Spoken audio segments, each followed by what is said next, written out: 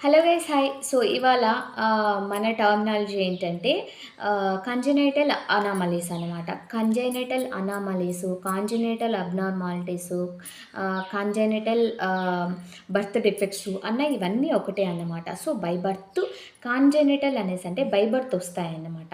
So by బర్తే వచ్చిన అబ్నార్మాలిటీస్ని కానీ, by బర్తే వచ్చిన డిసీజెస్ని కానీ, బై బర్తే వచ్చిన సిమ్టమ్స్ని కానీ, సో వాటిని అన్నిటిని కూడా కంజనైటల్ అనామలీస్ కానీ, కంజనైటల్ అబ్నార్మాలిటీస్ కానీ అంటారనమాట. సో ఇవి ఎలా వస్తాయి?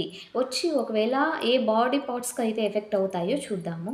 సో మెయిన్‌లీ ఇవి హార్ట్‌కి రావచ్చు, లేదంటే మన బాడీలో ఏ పార్ట్‌కైనా రావచ్చనమాట. ఇమ్యూన్ సిస్టమ్ గూడా ఎఫెక్ట్ అవ్వచ్చనమాట.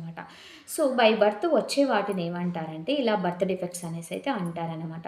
సపోజ్ ఒకవేళ హార్ట్ బాలేదనుకోండి, హార్ట్ ఉంది, చాంబర్స్ డిఫెక్టెడ్‌గా వచ్చాయి, ఒకవేళ వాల్వ్స్ ప్రాబ్లమ్స్ వచ్చాయి, లేదా చాంబర్స్ ఇష్యూ వచ్చింది, హార్ట్‌లో హోల్ ఉంది, వాటిని ఏమంటారంటే కంజనైటల్ అనామలీస్ అండి అనేసి అయితే అంటారనమాట. సో బై బర్తే వచ్చినటివి అనేసి అయితే అంటారనమాట.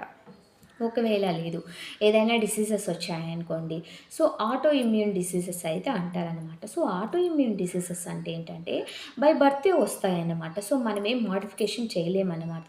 అది జెనెటిక్స్ వల్ల అయ్యుండొచ్చు, లేదంటే వంశపారపర్యంగా జెనెటిక్స్ అంటేనే వంశపారపర్యంగా అయ్యుండొచ్చు. ఒకవేళ కాదు అనేసంటే ఈ కన్సాంగినియస్ మ్యారేజెస్ అయితే ఉంటాయన్నమాట. మేనరికపు పెళ్ళిళ్ళు అనేసి అయితే ఉంటాయి కదా! సో అలా గూడా అయ్యుండొచ్చనమాట. సో వీటి వల్ల అలాంటి